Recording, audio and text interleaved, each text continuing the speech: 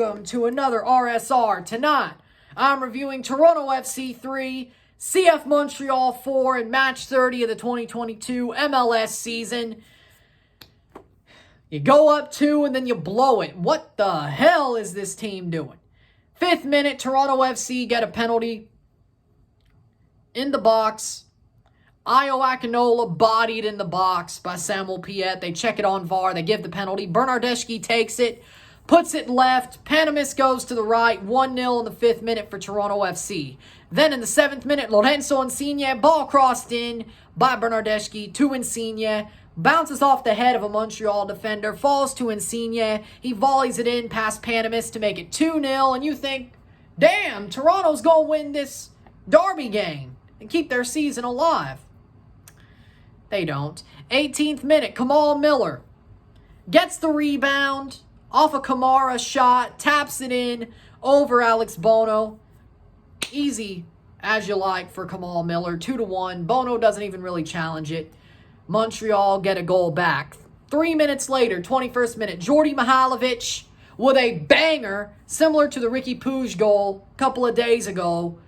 Alex Bono can't even get a hand to it. Banger. Got to tip your hat to it, but still, damn. 2-2 in the 21st minute. Then in the 43rd minute, Kai Kamara dispossesses Chris Mavinga, runs past him. Mavinga doesn't take it to the outside. Kamara can dispossess him, and Mavinga loses the foot race. Bono gets nutmegged. Ball rolls in. 3-2 Montreal in the 43rd minute. That's the way it would go into halftime. And that's when you know this game is going south quickly. Then in the 54th minute, Alistair Johnston with a header. Ball crossed in. Alistair Johnston looks like he's offside, but doesn't matter. Give it anyway. Toronto didn't deserve to be saved there. 54th minute, header in past Bono. 4-2, Montreal. Then Lorenzo Insigne at the 90-plus second minute gets to roll the ball in, tap it into the net to make it 4-3 Toronto, or 4-3 Montreal. He gets a consolation goal, but that's all he can get. Full time, 4-3. I'm not talking about the stats because I don't think we need to talk about the stats tonight because this was some bullshit. I got some feelings and I'm going to speak them, but first let me say some good things about CF Montreal because damn it, they deserve it. Wilfried Nancy is Coach of the Year. Look at this game. Who played more like a team? CF Montreal. Because that's the way Wilfried Nancy wants his team to play. Toronto FC has such a great named manager who hasn't been good since 2002 and only had a career resurgence because of the same reason, the same way we're playing now, just with Carlos Vela and Diego Rossi instead of Federico Bernardeschi and Lorenzo Insigne with an actual somewhat good defense until it mattered with LAFC. Bob Bradley has no tactics. He got out-tacticked because when it matters, and it matters about tactics, and the game plan now is just to pass it to the Italians, and maybe Richie Lorea, and maybe Jonathan Osorio, what does that do? And 2 of those guys, one of them's out, one of them's focusing on defending. Because that's what we needed to do in this game. You have 2 choices. Yeah, Insigne gets 2, Bernardeschi gets 1. Great. We still lost. No tactics. Montreal plays like a team. They have a manager who manages with tactics, who's the manager of the year, the coach of the year. Because he brought that team together. They play his way. They play so well because Wilfried Nancy believes in his players. He's not so egotistical as to say, hey, I know better than you. Pass to these players. Besides, they have no DPs. Maybe one. I don't even think Kyoto's a DP, honestly. Mihailovic, Kyoto, they find good players off the scrap heap and make them better, especially under Nancy. That's what they did. Jordi Mihailovic is going to Europe for a reason. Romel Kyoto should be going to Europe. He's not yet, though. Alistair Johnston will be going to Europe soon for a reason. Because Montreal plays together. They play like a team. And that's why they're so good this year. Because they're all in for each other. And they deservedly won this match because they played as a team. They had the tactics to overrun Toronto. That midfield was as soft as Swiss cheese. Then we bring in Marc-Anthony Kaye, and it gets a bit better. And Achara gets a bit better, but too little, too late. The back line, guess what? You really do need Lucas McNaughton. He really is a dog. He really is a starting caliber center back. Because Lucas McNaughton is the reason that back line was so tight and better for the last couple of weeks. With the Italians. I mean, Criscito and Larea help. But it wasn't Mavinga. It wasn't O'Neal. It actually was McNaughton. I've been telling you, he is a starter. He is a starter. He is an unquestioned starter. And now you see why. Don't mess with him. Don't blame this on Lucas McNaughton, because you can't, but he should be one of the starters next year at center back unless they get a big DP center back or a TAM center back and a DP center back. If that happens, he won't be.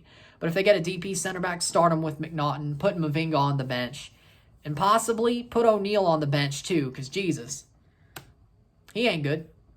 Daniel Henry, he wasn't as bad as Mavinga. He played better at the half, but still questionable. Oh, well, no, he actually had the blown coverage on the Alistair Johnston header, so no, actually. One was on him. Not shocked at all. The forwards were great, but that's because the forwards, well, Ayo wasn't great. He didn't have his beat Montreal shoes on tonight, and Jesus Jimenez was silent again. Insigne and Bernardeschi were great as always. Larea and Criscito were pretty good, as per. 4 players played well. And then off the bench, Achara played well, Kaye played well, but 4 starters played well. Does that win you a game? It may get you ahead 2-0 in the first 7 minutes, but it sure as hell doesn't hold a game.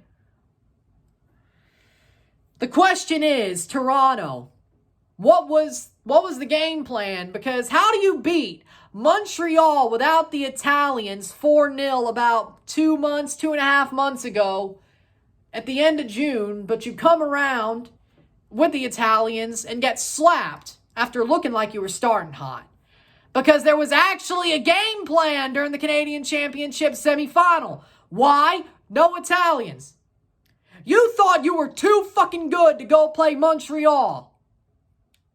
Yes, that's a little bit of a Mike Leachism. Go look up the post-Baylor rant. That's pretty much exactly how I feel about this game. Just switch Baylor to Montreal and all the shit that this team has blown this year. Simple as. You thought you were too good to play Montreal. You didn't make those plays. Who made those plays 2 months ago? 3 months ago? However much. It's flown by. Who made those plays? Ayo Akinola, Jesus Jimenez, Alejandro Pozuelo. You didn't make those plays. Bernardeschi didn't make those plays during that game. Insigne didn't make those plays. Bradley didn't make those plays. Bono wasn't even in goal. You didn't make those plays. You sure as hell didn't make them tonight. Quinn Westberg made those saves.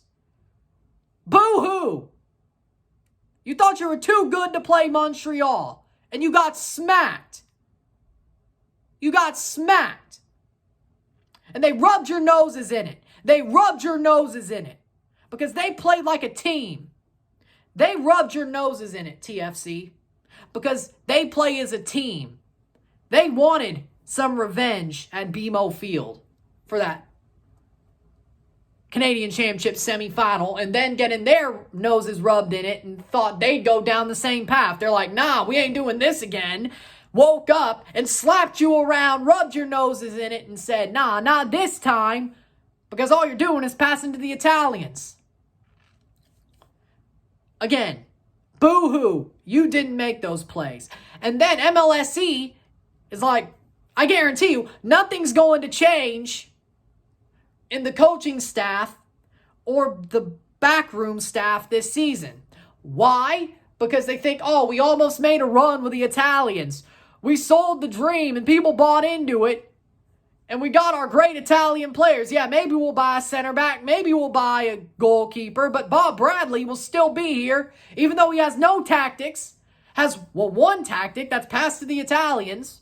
Oso might leave, so that's another one of the four you really trust gone. Richie Lareal will probably be gone by June. Probably, unless you keep him. Probably be more focused on defending anyway. Is Crescito going to be this good next season? The dude's 35. I think. Yeah, he's about mid-30s. Yeah, I think that's right. He's older. That's the point. He's older.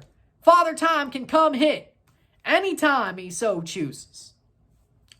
Yeah, cool, you got him as a bloody big deal. 2.0 spanner. As in, he won't let the bloody big deal happen again with Lorenzo Insigne. Federico, I'm not worried about him leaving because he loves Toronto. And hell, he's the better player.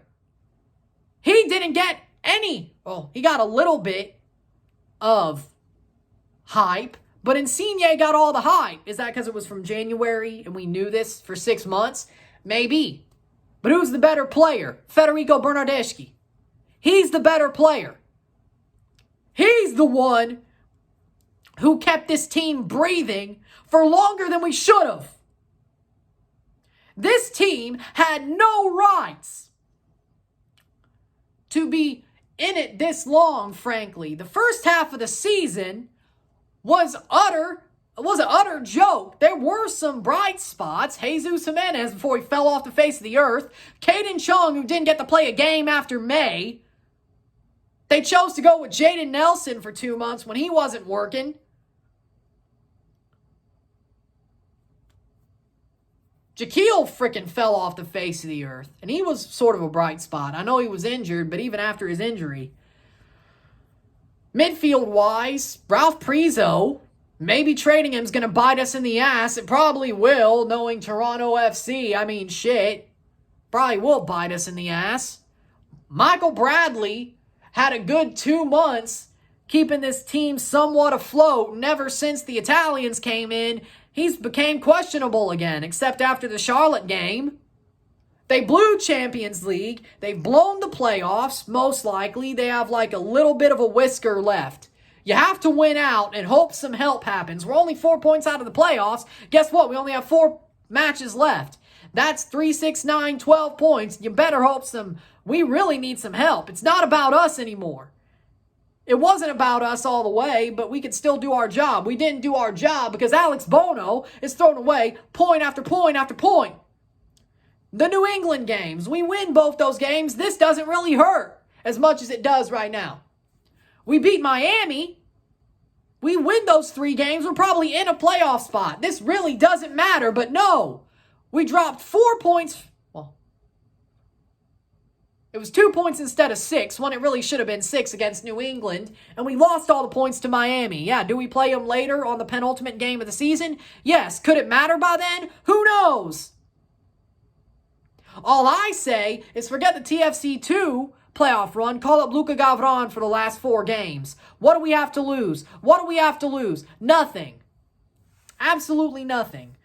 Except like a whiskers chance at the playoffs. That's all we have to lose. We pretty much blew it. Good job. Great job. Because you were too good to play Montreal. Because you thought you were too good to play Montreal. Because you thought you were too good to play New England. Because you thought you were too good to play Vancouver. I know that cost us Champions League, but honestly, could go back to May too, couldn't we have? We turned some of those losses that could have been draws into draws. We'd still be in a good position. Orlando, Vancouver. One of the Cincy games. The away game to Chicago. Yep.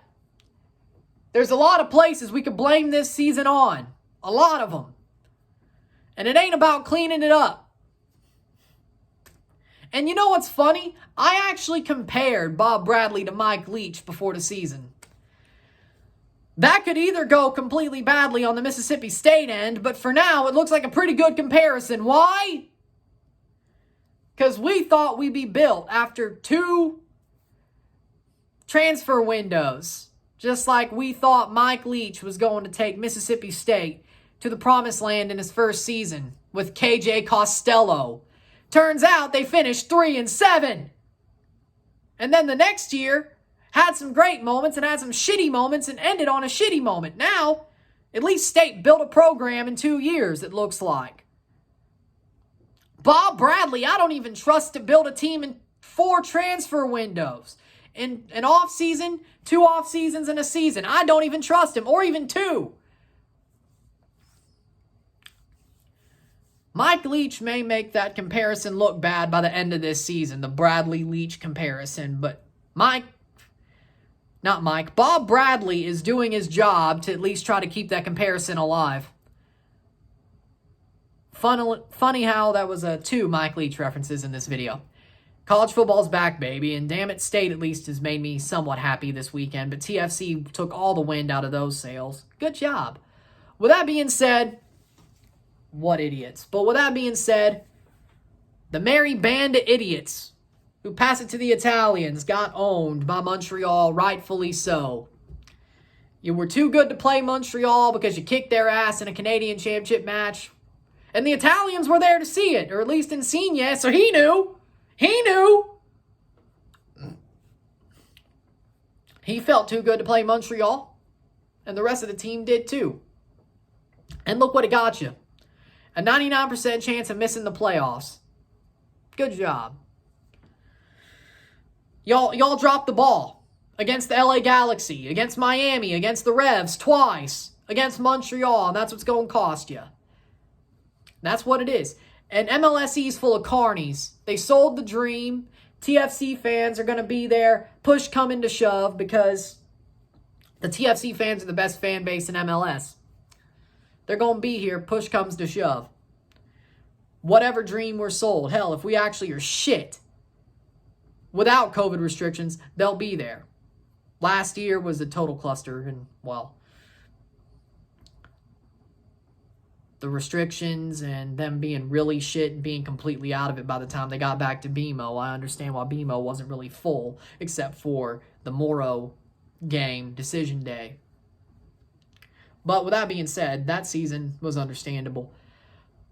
Montreal was pretty good. Can champ? Not really. Maybe the Pacific game was better than the York game, but not completely clear on that. But more disappointment. Yes, TFC did do better than they did last year. At the very end of it, they've improved from last year. But is it enough?